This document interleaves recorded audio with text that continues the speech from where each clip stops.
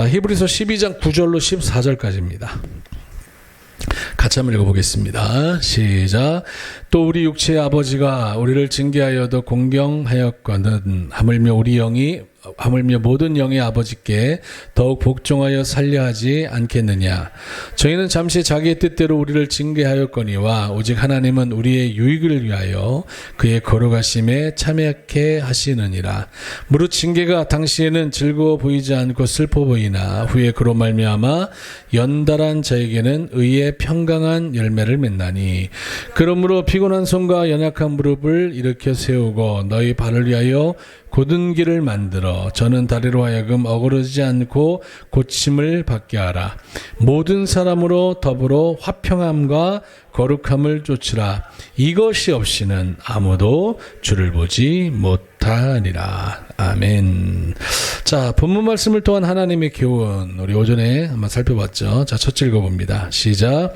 징계에 대한 태도의 중요성을 교훈하고 있다. 예, 징계는 고난과 고통은 하나님을 믿는 모든 사람들에게 허락된 것이기 때문에 우리가 그것 때문에 원망불평할 것이 아니고요. 나로 하여금 하나님께서 왜 이러한 고난과 고통을 함께 하시는지를 우리가 잘 알아야 됩니다. 두 가지가 있다고 말씀을 드렸어요. 말씀에 순종치 않음을 통해서 하나님이 주시는 징계인 고난과 고통이 있고, 말씀에 순종하지만 지금보다 더 높은 수준의 모습으로 하나님께서 우리의 믿음을 이끌기 위해서, 다시 말해서 불로 연단하여도 없어질 금보다 더 귀한 존재 되게 하기 위해서, 간단히 얘기하면 천국 백성 되게 하기 위해서 하나님께서 우리를 고난과 고통으로 나아가게 하셔서 우리의 마음과 우리의 생각과 우리의 하나님을 향한 태도와 말씀을 경외하는 그런 모습을 하나님께서 단련하신다라고 여러분께 말씀을 드렸습니다. 그렇기 때문에 우리에게 징계가 찾아올 때 우리는 어떻게 해야 된다고요? 항상 기뻐해야 되고 감사해야 되고요. 고마워해야 되고요. 하나님이 전능자가, 창조주가 피조물에 불과한 아무런 의미도 없는, 누구도 알아주지 않는 그런 연약한 나를 여전히 불꽃 같은 눈으로 살피시고 나의 인생 가운데 개입하여 주시고 함께 하기를 원하시는구나. 우리가 이 사실에 대해서 감화감동하는 그런 모습이 있어야 된다라고 말씀을 드렸습니다. 관련된 말씀은 그냥 넘어가겠습니다. 자, 둘째입니다. 읽어볼게요. 둘째, 시작. 징계의 목적은 천국 백성 되게 하기 위함이다. 자, 하나님의 관심은 우리가 이 땅에 사는 날 동안 행복하고 잘 살고, 또한 하나님의 은혜를 누리는 그런 모습 살기 원하시는 것, 하나님의 마음이지만 이것보다 더 하나님이 원하시는 것은 뭐냐면, 저와 여러분의 이 육체 속에 있는 우리의 심령, 우리의 영의 몸이 천국 백성 되는 것입니다. 여기에 하나님의 모든 관심과 에너지, 그냥 99.9%가 여러분 거기에 있다고 생각하시면 돼요. 그래서 어떻게 하든지 이 땅에서 우리가 좀 어려움 당하고 고난 당하고 때로는 질병으로 고통을 당하는 모습이 있다 할지라도 어찌하든지 우리의 영혼이 어찌하든지 하나님의 나라, 하나님의 백성 되기를 원하시는 것, 그것이 하나님의 뜻이라는 사실을 우리가 기억해 본다면 이 고난이 결국 저희들에게 유익이 되어진다라는 것 우리가 기억해 볼 수 있다는 겁니다. 자, 이제 셋째, 오늘 제가 오후 시간에 여러분께 드리고 싶은 말씀인데요. 자, 셋째 한번 읽어보겠습니다. 시작. 화평함과 거룩함의 결과에 대해 교훈하고 있다. 한 번만 더 읽어볼게요. 셋째입니다. 시작. 화평함과 거룩함의 결과에 대해 교훈하고 있다. 예수 믿는 사람은 세상 살면서 모든 사람들과 화평한 삶을 살아야 되고요. 또한 거룩한 삶을 살아야 된다라고 성경이 말하고 있습니다. 왜 그러느냐? 그래야만 주님을 볼 수 있기 때문에, 다시 말해서 그래야만 천국 백성 될 수 있기 때문에 성경은 그렇게 말하고 있다라는 거예요. 히브리서 12장 14절 오늘 본문입니다. 읽어볼게요. 시작. 모든 사람으로 더불어 화평함과 거룩함을 좇으라. 이것이 없이는 아무도 주를 보지 못하리라. 한 번만 더 읽어볼게요. 히브리서 12장 14절입니다. 시작.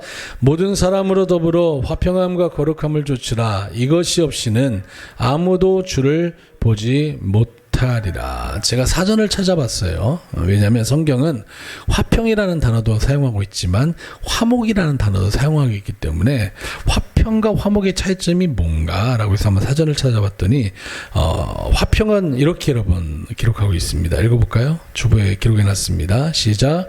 충돌이나 다툼이 없는 평화로움. 이걸 여러분 화평이라고 얘기한다라는 거예요. 그러면 화목은 뭐냐? 읽어볼게요. 시작. 서로 뜻이 맞고 정다움. 분명히 다릅니다. 우리가 모든 사람들과 화목할 수는 없어요. 모든 사람과 서로 뜻이 맞아서 서로 정답게 지낼 수가 없다고요. 왜냐하면 그렇지 않은 삶을 살아가는 사람들도 있기 때문에.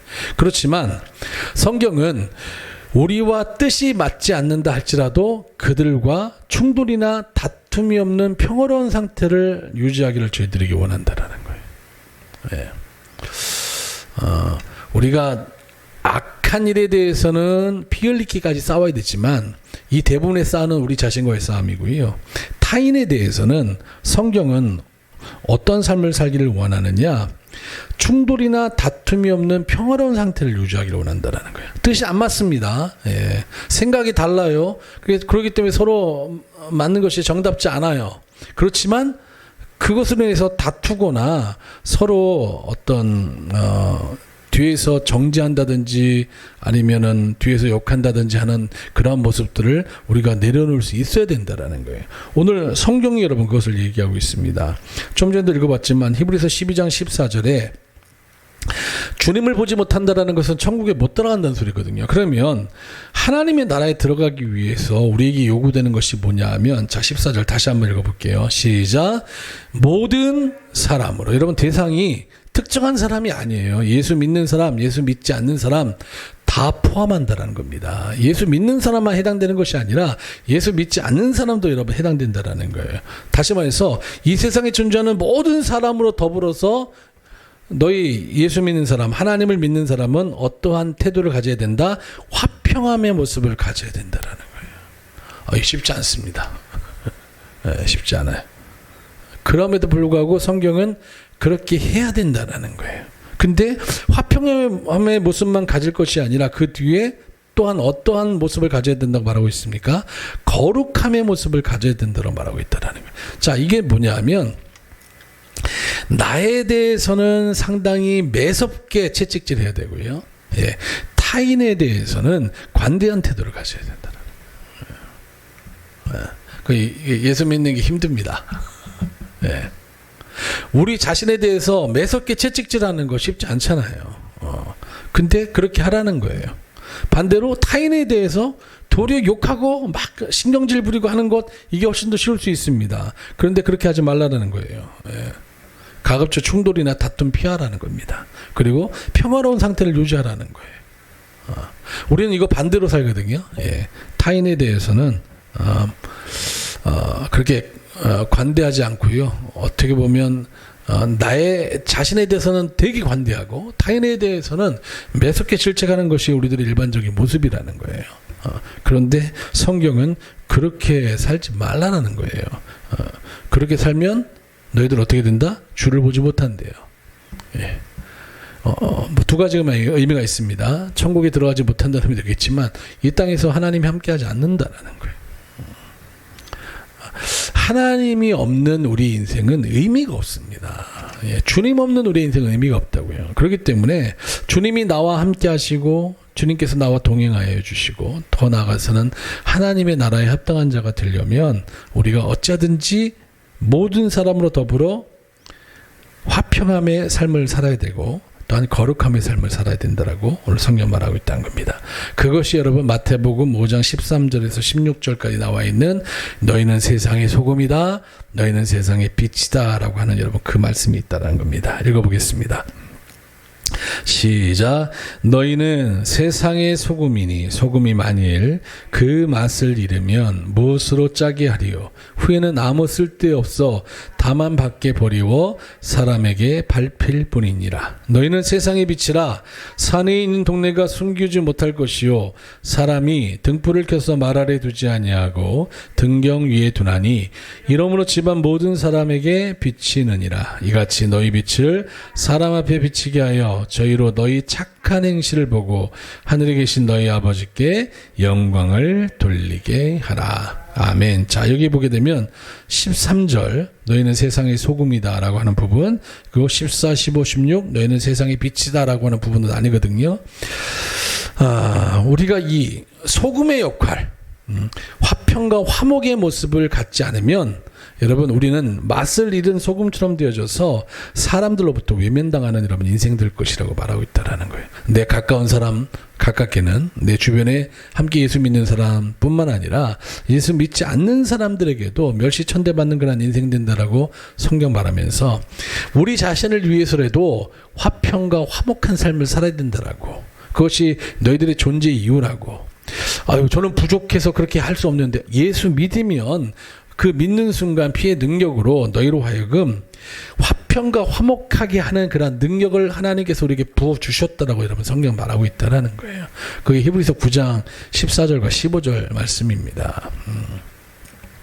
근데 여기서 끝나지 않는다라는 거예요. 타인에 대해서 너희가 그런 태도를 가져야 되겠지만 너희 자신에 대해서는 어떻게 되느냐, 세상의 빛, 착한 행실을 하면서 살아야 된다라는 거예요. 그래서 그것을 통해서 하나님께 뭐하라? 영광 돌리는 삶의 태도 가져야 된다라는 겁니다. 그러려면 여러분 끊임없이 베풀고 나눠야 됩니다. 희생해야 됩니다. 내 자신을 위해서도 살겠지만 내 이웃을 사랑하는 것은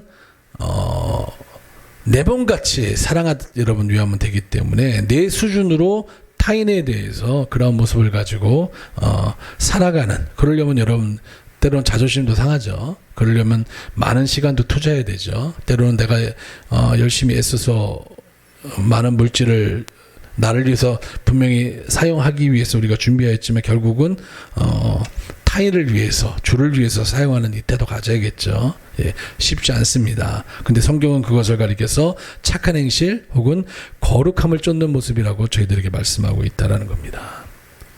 예수 믿으면 필연적으로 저희는 그렇게 살아가야 된다라는 거예요. 한번 따라해 보실래요? 너희는 세상의 소금이다. 예, 이건 화평과 화목케 하는 삶을 살라는 겁니다. 자, 너희는 세상의 빛이다. 착한 행실을 하라는 거예요. 예, 나누고 베풀고 하여튼 어떻게 하든지 빚내서 나누라는 게 아니라 내게 허락되어진 것을 가지고 나누라는 겁니다. 이 태도를 가지고 살아가면 우리는 반드시 누구를 보게 된다? 주님을 보게 된다. 그 주님은 또한 나와 함께하여 주신다. 이 사실을 우리가 꼭 기억해야 된다라는 거예요. 그래서 마태복음 7장 21절로 23절 말씀을 보게 되면 예수님께서 이런 말씀을 하셨어요. 자, 읽어봅니다. 시작. 나더러 주여 주여 하는 자마다 천국에 다 들어갈 것이 아니요. 자, 이 말은 뭡니까? 예수 믿었다고, 예수님을 살아계신 하나님의 아들, 메시아, 구원자로 믿는다고 해서 천국에 우리가 다 들어가는 거 아니라는 거예요. 이것뿐만 아니라 그 다음에요. 시작. 다만 하늘에 계신 내 아버지의 뜻대로 행하는 자라야 들어가라니. 여기서 말하는 하늘에 계신 내 아버지의 뜻이 뭘까요? 화평, 화목케 하는 삶. 너희는 세상의 소금이다 라고 하는 부분이고, 또한 너희는 세상의 빛이다. 너희는 거룩함을 쫓아가는 인생이다 라는 것을 명하고 있다라는 거예요. 22절입니다. 시작. 그날에 많은 사람이 나더러 이르되 주여 주여 우리가 주의 이름으로 선지자 노릇하며 주의 이름으로 귀신을 쫓아내며 주의 이름으로 많은 권능을 행치 아니하였나이까 하리니 라면서 나름 주의 일이라고 생각되어지는 것들 우리가 그동안 힘쓰고 애쓰지 않았습니까? 그러니 저를 인정해 주시고 알아봐 주셔야죠. 많은 사람이 마지막 때 그럴 거라는 거예요. 근데 예수님이 그때를 대비해서 미리 말씀하십니다. 23절이에요. 시작. 그때에 내가 저희에게 밝히 말하되 내가 너희를 도무지 알지 못하니 불법을 행하는 자들아 내게서 떠나가라 하리라. 화평 화목케 하는 삶을 지향하지 않고 거룩함을 쫓는 삶을 지향하지 않는 자들은 불법을 행하는 자들이기 때문에 너희들이 선지자 노릇하고 귀신 쫓아내고 많은 권능을 행해도 나는 너희가 누군지 도무지 알지 못하겠다라고 마지막 때 말할 거야. 여러분 무서운 말입니다. 예. 특별히 저 같은 목회자에게 있어서는 정말 무서운 말이에요. 예. 마태복음 5장 20절에서 예수님께서 이런 말씀 하고 계세요. 읽어보겠습니다. 시작. 내가 너희에게 이르노니 너희 의가 서기관과 바리새인보다 더 낫지 못하면 결단코 천국에 들어가지 못하리라. 이 말씀을 설명하려면 그 뒤에 나오는 옛사람은 너희에게 이렇게 얘기했지만 나는 너희에게 이렇게 얘기하노니 라고 하면서 예수님이 하신 말씀을 쭉 살펴봐야 되는데요. 이 말씀은 쉽게 얘기하면 뭐냐면요. 구약의 율법으로는 그 구약의 율법을 너희들이 다 순종했다고 해서 너희들 천국 들어갈 거 아니라는 거예요. 도리어 구약의 율법은 물론이거니와 그보다 더 큰 하나님의 말씀에 순종하는 의가 필요한데 그게 뭐냐면 내가 와서 완전케 한 율법이라는 거예요.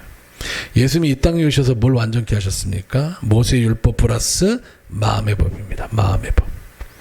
우리의 마음으로도 우리의 생각으로도 그런 일들을 하면 안 된다라는 거예요. 그게 불가능하죠. 여러분 우리의 마음을 어떻게 우리가 마음 먹었다 해서 딱 되는 것도 아니잖아요. 그런 생각을 안 먹으려고 해도 자꾸만 생각이 나는 거 아니겠습니까? 예. 그럼 이거 어떻게 합니까? 그렇기 때문에 우리는 하나님의 도우심을 구해야 된다니까요. 이거 우리 힘으로 안 됩니다. 안 돼요. 절대 안 됩니다. 예. 사람은 못 합니다. 그런데 하나님은 하신다라는 거예요. 그래서 이 마태복음 5장 20절 말씀의 예로 종종 등장하는 것이 마태복음 19장에 나오는 부자 관원 얘기예요. 어릴 때부터 계명 지켰대잖아요. 뭐가 부족합니까? 내가 영생을 얻으려면. 그랬더니 예수님이 말씀하십니다. 네가 지금 의지하고 있는, 너는 그렇게 생각하고 있지 않지만 네가 의지하고 있는 재물 팔아서 가난한 사람들에게 나눠주면 하늘에서 부어가 있을 거고 영생 얻는다고 말합니다. 그때 이 부자가 물질이 많아서 영생을 포기하고 예수님 곁을 떠납니다. 그때 예수님이 하신 말씀이 뭐예요? 그 유명한 말씀. 부자가 천국 가는 게 얼마나 어려운지 약대가 바늘길 통과하는 것보다 더 어렵다. 그때 제자들이 아니 그러면 누가 구원을 얻습니까? 그때 예수님이 하신 말씀이 뭐예요? 예, 사람은 할 수 없지만 하나님은 하신다라는 거예요. 이 사실을 꼭 기억하십시오. 여러분 이게 우리의 평생의 신앙의 태도가 돼야 됩니다. 제가 지금 태도 얘기하잖아요. 우리로는 안 돼요. 예, 안 돼. 어디 개그맨 유행 같네. 안 돼요. 예, 안 됩니다. 방법이 없어요. 예. 욥, 히스기야 얼마나 대단한 사람입니까? 그래도 안 돼요. 사람의 힘으로는. 왜냐하면 생각과 마음까지는 어떻게 할 수가 없어요. 우리 안에 깊이 숨겨져 있는 이 불신앙의 2%가 극한의 고통과 어려움이 아니고서는 이게 드러나지 않는 경우도 있기 때문에 우리가 뭐가 부족한지를 알 수가 없어요. 예. 그렇기 때문에 우리는 하나님 앞에 뭐를 구해야 돼요? 은혜와 자비와 긍휼을 구해야 된다. 예. 하나님 내가 안 되는 이 영역 해결해 달라고. 1천 문제를 드립니다. 예. 드린 분도 계시고 안 드린 분도 계시지만 우리가 이거 하는 이유가 뭐냐면요. 내 힘으로 안 되니까 하는 거예요. 예. 하나님 이거 내가 할 수 있도록 은혜 달라고. 그래서 제가 누구예요? 그래서 바람 소리가 들리는. 예. 그 뒤에 숨어 있지 말고 얼굴을 좀 보이세요. 예. 어떻게 간증하고 싶으세요? 예. 휘프람을 깜짝 놀랐네.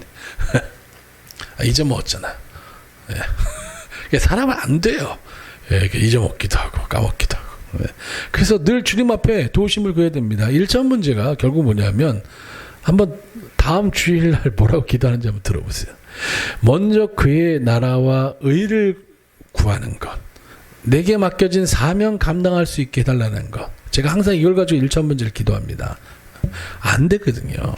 솔로몬이 왕 위에 올랐는데 약관의 나이에 자기가 할 수 없는 것이 너무 많다라는 것을 깨닫고 하나님 앞에 도움을 구하는 거잖아요. 이 왕권을 강화시키고 내게 맡겨주신 이 백성들을 내가 정말 잘 다스리고 치리할 수 있도록 내게 은혜를 달라고. 그러니까 하나님이 너는 부귀와 영화를 안 구하고 어떻게 이런 것들을 구할 수 있냐 하면서 하나님이 귀하게 여기셔서 그가 구하는 기도의 제목뿐만 아니라 구하지 아니한 부귀와 영화도 함께 하셨잖아요. 그런 솔로몬도 중간에 여러분 하나님께로부터 받은 이 축복을 관리하고 유지하려다가 이게 하나님께로부터 공급되는 것인데 그가 결국은 주변의 이민족들과 족장들과 힘 있는 사람들과 전부 사돈관계 맺잖아요. 그래서 처첩이 여러분 1000명입니다. 1000명. 1000명의 장인이 있는 거예요. 예. 예. 1000개의 처갓집이 있는 거예요. 예. 그렇게 하면서 40년 동안 전쟁이 없었어요. 예. 그러다 보니까 자기 아내들에게 잘 보이려고 그들이 가져온 신을 허락하게 되고 같이 거기다 절하고 그러니 하나님이 2번이나 나타나셔서 그러면 안 된다고 경고하는데도 불구하고 사람이요 내가 약하다고 생각할 때는 하나님 의지하지만 내가 이제는 좀 살만하다 이 정도면 누구도 나를 어떻게 할 수 없을 거야 라고 생각할 때는요 여러분 하나님이 나타나도 하나님을 대면한다는 것이 얼마나 두려운 일입니까? 근데도 돌이키지 않습니다. 예. 그러다가 그가 노년에 사람이 태어나면 반드시 죽게 되고 죽은 후에는 하나님이 심판하신다는 이 사실을 깨닫고 나서 그가 그 잘못된 길에서 돌이키는 모습을 보고 남은 생애를 전도자의 모습으로 살아가는 것. 그래서 기록한 성경이 전도서라는 겁니다. 아무쪼록 항상 그 하나님을 향한 우리의 태도를 좀 점검하시고요. 사람 앞에서는 좀 거들먹도 거리십시오. 예, 어깨도 힘도 주시고 꼿꼿하게 거기서 굽신거릴 필요가 없어요. 예, 당당하십시오. 그렇지만 누구 앞에서는 하나님 앞에서는 철저하게 어린아이처럼 재롱도 좀 피시고 난 아무것도 모릅니다. 도와주셔야 됩니다. 가라고 하면 가고 서라고 하면 서겠습니다. 이런 태도로 살아갈 수 있는 우리의 모습 되게 달라고 그렇게 늘 주님 앞에 기도하시고 그런 마음의 태도로 살아가시는 저와 여러분 되어지기를 주님의 이름으로 간절히 축원합니다. 기도하겠습니다.